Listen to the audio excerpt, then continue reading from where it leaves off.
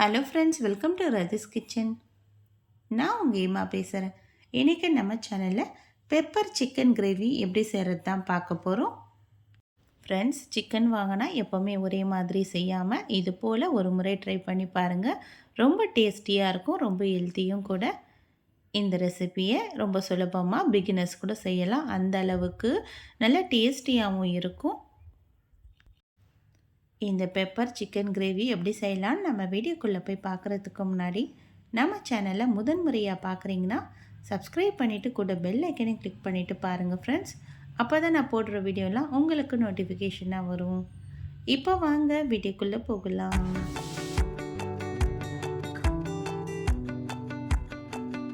Friends, இந்த chicken gravy செய்கிறதுக்காக இப்போ ஸ்டவ்வில் ஒரு கடாயை வச்சுக்கலாம். இது நல்லா சூடாகி வரட்டும். நல்லா சூடானதுக்கப்புறமா இதில் 4 டேபிள் ஸ்பூன் அளவுக்கு எண்ணெய் சேர்த்துக்கலாம். இந்த எண்ணெய் சூடானதுக்கப்புறமா இதில் 1/2 ஸ்பூன் அளவுக்கு சோம்பு சேர்த்துக்கலாம். சோம்பு பொரிஞ்சு வந்துகிட்டே இருக்கட்டும். இதே நேரம் நம்ம இதில் வரமிளகாய் 3 சேர்த்துக்கலாம். இது கூடவே 20லேருந்து 30 பல் பூண்டை தோலை உரிச்சிட்டு சின்ன சின்னதாக கட் பண்ணிவிட்டு சேர்த்துக்கலாம். சேர்த்துட்டு இதை நல்லா பொன்னிறமாக ஆகிற வரைக்கும் நல்லா வதக்கி விடணும். ஸ்டவ் லோ ஃப்ளேமில் மாற்றிட்டு இது கூடவே கொஞ்சமாக கறிவேப்பிலையும் சேர்த்துக்கலாம். இந்த பூண்டோட பச்சை வாசனையில் குறைஞ்சி வரட்டும். அதுக்குள்ளேயும் நம்ம இதுலேயே மீடியம் சைஸ் வெங்காயம் 2 எடுத்து கட் பண்ணி சேர்த்துக்கலாம் சின்ன சின்னதாக.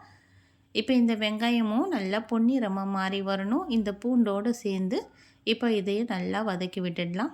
இதை நல்லா ஒரு 2-3 நிமிஷத்துக்கு பச்சை வாசனைலாம் போயிட்டு நல்லா சவந்து வர அளவுக்கு வதக்கி விட்டுடணும்.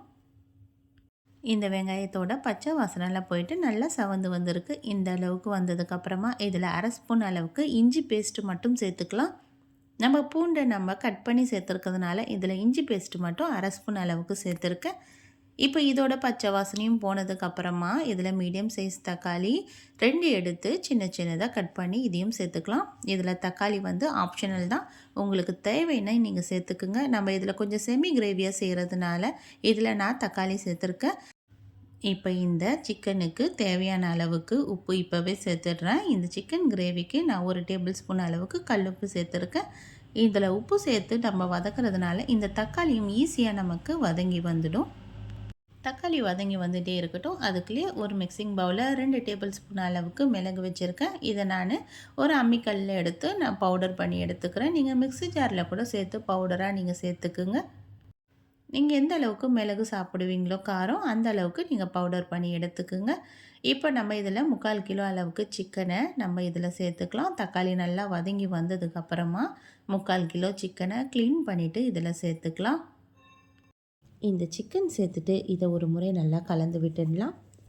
இப்போ இது போல் நல்லா கலந்து விட்டுட்டு இப்போ நம்ம இதுக்கு தேவையான அளவுக்கு மிளகுத்தூள் சேர்த்துடலாம். ஏற்கனவே மிளகை நம்ம பவுடர் பண்ணி வச்சுருக்கோம்ல, அந்த மிளகுத்தூளை எடுத்து சேர்த்துக்கலாம். உங்களுக்கு எந்த அளவுக்கு நீங்கள் காரம் சேர்க்க விருப்பமோ அந்த அளவுக்கு மிளகுத்தூள் தாராளமாக கூட நீங்கள் எடுத்துக்கலாம். இது போல் மிளகுத்தூள் சேர்த்துட்டு இதையும் நல்லா கலந்து விட்டுடலாம். இந்த மிளகோட காரத்தன்மைலாம் இந்த சிக்கனில் நல்லா இறங்கணும். அந்த அளவுக்கு இந்த சிக்கனை ஒரு மூடி போட்டு ஒரு 5 நிமிஷத்துக்கு மீடியம் ஃப்ளேமில் வேக வைக்கலாம். இப்போ நல்லா ஒரு 5 நிமிஷம் ஆனதுக்கப்புறமா இந்த சிக்கனை ஓப்பன் பண்ணி பார்க்கலாம். இந்த சிக்கன் நல்லா தண்ணியெல்லாம் விட்டு இது நல்லா இந்த மிளகுத்தூள் இந்த சிக்கனோடு சேர்ந்து நல்லா காரத்தன்மை நல்லா ஏற ஆரம்பிக்குது. இந்த அளவுக்கு வந்ததுக்கப்புறமா இதில் மஞ்சள் தூள் 1/4 ஸ்பூன் அளவுக்கு சேர்த்துக்கலாம். இது கூடவே கரம் மசாலா 1/2 ஸ்பூன் அளவுக்கு சேர்த்துக்கலாம். இதுக்கு தேவையான அளவுக்கு குழம்பு மிளகாய் தூள் சேர்த்துக்கலாம். நான் 3 டேபிள் ஸ்பூன் அளவுக்கு குழம்பு மிளகாய் தூள் சேர்த்துக்கிறேன். இந்த சிக்கனில் நம்ம மிளகுத்தூளும் சேர்த்ததுனால குழம்பு மிளகாய் தூள் நான் 3 டேபிள் ஸ்பூன் அளவுக்கு சேர்த்துட்டு இப்போ இது போல் நல்லா கலந்து விட்டுடலாம். இதை நல்லா இது போல் கலந்து விட்டுட்டு இந்த மிளகாயோட நெடியெல்லாம் குறையிற அளவுக்கு நல்லா ஒரு 2 நிமிஷத்துக்கு இது போல் நல்லா கலந்து விட்டுடணும்.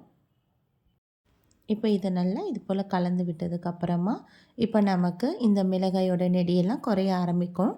இந்த அளவுக்கு வந்ததுக்கப்புறமா இதில் 200 ml அளவுக்கு தண்ணி சேர்த்துக்கலாம்.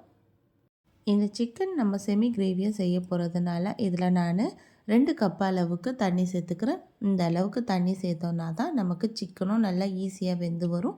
அது இல்லாமல் இது நல்லா கொதிச்சதுக்கப்புறம் நல்லா செமி கிரேவியாகவும் ரெடி ஆகும். நீங்கள் ட்ரையாக செய்யணும்னு நினச்சிங்கன்னா இந்த சிக்கனை 1 கப்பு மட்டும் தண்ணி சேர்த்துட்டு மூடி போட்டு மூடிடுங்க. இப்போ மூடி போட்டு மூடிட்டு இது ஒரு 15 நிமிஷத்துக்கு மீடியம் ஃப்ளேமில் அப்படியே வச்சு வைக்கலாம். இது 15 நிமிஷத்துக்கு இது நல்லா இந்த சிக்கன் வெந்து இந்த கிரேவிலாம் நல்லா திக்காகி வர ஆரம்பிக்கட்டும். இப்போ நல்லா ஒரு 15 நிமிஷம் ஆயிடுச்சு. இந்த அளவுக்கு திக்னஸ் வந்திருக்கு கிரேவி. இந்த அளவுக்கு நம்ம திக்னஸில் நம்ம ஸ்டவ் ஆஃப் பண்ணி விட்டால் தான் நமக்கு இந்த கிரேவி செமி கிரேவியாக நமக்கு கிடைக்கும். இது ஆற ஆற நல்லா திக்காகிடும். இப்போ நமக்கு டேஸ்டியான பெப்பர் சிக்கன் கிரேவி ரெடி ஆகிடுச்சு. கண்டிப்பாக நீங்களும் ட்ரை பண்ணி பாருங்கள் ஃப்ரெண்ட்ஸ். ட்ரை பண்ணிவிட்டு எப்படி இருக்குன்னு மறக்காமல் கமெண்ட் பண்ணுங்கள். இந்த வீடியோ பிடிச்சிருந்தால் லைக் பண்ணுங்கள்.